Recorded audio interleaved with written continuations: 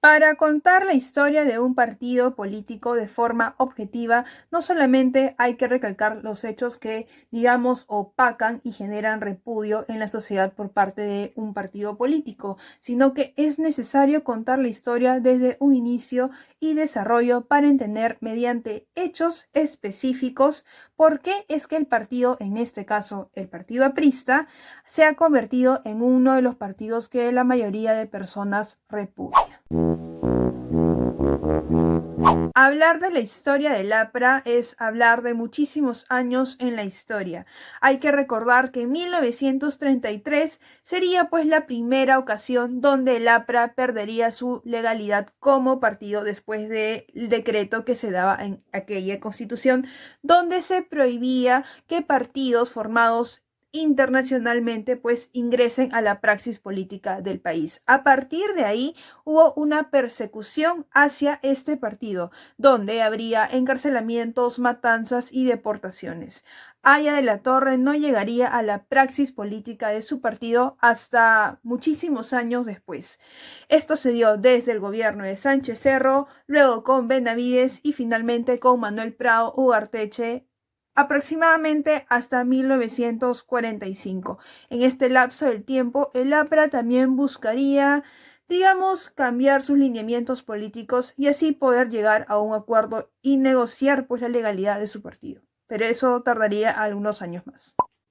En el contexto internacional, ¿cuándo es que realmente el APRA se comienza a adherir a alineamientos internacionales? Bueno, esto pasaría cuando el presidente Roosevelt de Estados Unidos buscaría una relación muchísimo más justa con América Latina. Es aquí donde el APRA, pues, digamos que variaría un poco su lineamiento político. Para el contexto de la Segunda Guerra Mundial, el APRA se hacía notar por el hecho de que estaba en contra de toda dictadura y ya hablaba de democracia. Por otro lado, él tendría una primera negociación también con Bustamante y Rivero, pero por temas de su parlamento, pues esta negociación o esta unión no tendría mayor fruto. Es así como en 1948 ingresa Odría al poder y es aquí donde iniciaría nuevamente una persecución hacia el partido, haciendo que Aya de la Torre sea asilado político en la Embajada de Colombia. El giro hacia la derecha por parte del partido aprista se da luego de que Aya de la Torre escribiera 30 años del partido aprista. El fundamento económico quedaba sostenido en los diversos sectores que generaban mayores divisas para la oligarquía. Luego de la Segunda Guerra Mundial, lo que sucedió fue que Estados Unidos comenzó a dispersar completamente sus políticas económicas. Las pequeñas y grandes empresas que existían en toda América Latina se comenzaron a convertir en grandes transnacionales. Esto comenzó a pasar en Brasil, en México y en Argentina. Perú estaría un poco alejado de toda esta realidad, pero no sería ajeno a adherirse pues a nuevas políticas económicas a cambio de un subsidio pues por parte de Estados Unidos. Aquí es donde se rompen las relaciones entre la burguesía industrial y la clase obrera. Por otro lado, si cualquier partido buscaba, digamos, participar en la praxis política de su país, obviamente tendría que seguir los lineamientos del mercado internacional y en este caso eran lineamientos de políticas económicas por parte de Estados Unidos. El APRA entonces no buscaría darle la contra esta vez al sistema y digamos que lo único que le quedaba para legalizar su partido o para buscar una posible negociación con un representante del país pues tendría que simplemente seguir esos lineamientos políticos. Ahora, acá no se trata de defender el APRA o no, simplemente pues que se adhería como cualquier partido político que buscaba una elección y poder adherirse al poder que ya existía. ¿Dónde habrán quedado pues los cimientos del partido aprista donde hablaba de un partido revolucionario? Probablemente en los sueños de Aya de la Torre de Juventud. También es aquí donde Aya de la Torre se da cuenta que finalmente pues tiene que adherirse a la oligarquía si verdaderamente quiere legalizar el partido. Entonces se da la primera convivencia APRA-pradista. La convivencia APRA-pradista, digamos que se dio en el segundo gobierno de Manuel Prado Ugarteche. Por otro lado, la disconformidad de la sociedad totalmente desigual dio como resultado manifestaciones del gran Hugo Blanco. Por otro lado, los sistemas partidarios y en sí los partidos precariamente organizados, luego de salir de una dictadura, buscaban pues unos cimientos concisos que ayudarían a participar en las próximas elecciones del 56. En aquellas elecciones estaba Hernando Lavalle, exdirector del Banco de Crédito.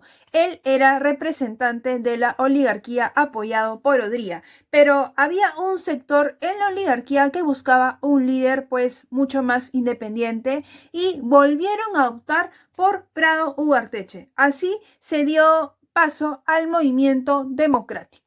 El Frente Progresista estaría al mando de Fernando Belaúnde Terry, quienes lo conformaban mayormente intelectuales y estudiantes universitarios. Ahora, ¿por qué tanta información y por qué es importante las elecciones de 1956 para el partido aprista? Bueno, es sencillamente por la razón de que para ese momento, como las organizaciones partidarias probablemente eran precarias, el único partido con mayor consistencia a lo largo de la historia era el APRA. Entonces, el partido daría su voto de confianza a cambio de la legalidad del partido en sí. Entonces es aquí donde el APRA da el voto de confianza a Prado Ugarteche. Con 567.713 votos, sí, poquita gente votaba en aquel momento, pues Manuel Prado Ugarteche llegaría de nuevo al poder y el APRA, bajo el Pacto de Monterrico, llegaría a la legalidad de su partido. Otro dato curioso de las elecciones de 1956 es que por primera vez, mediante la ley 18391, se integraría el voto femenino. Por su parte, el APRA lograría cómodas mayorías pues en ambas cámaras del Congreso. Por otro lado, Haya de la Torre ya había consolidado pues la participación y adherencia hacia la oligarquía, pero no se bastaría con eso, ya que ahora también buscaría consolidar conexiones, relaciones con las Fuerzas Armadas.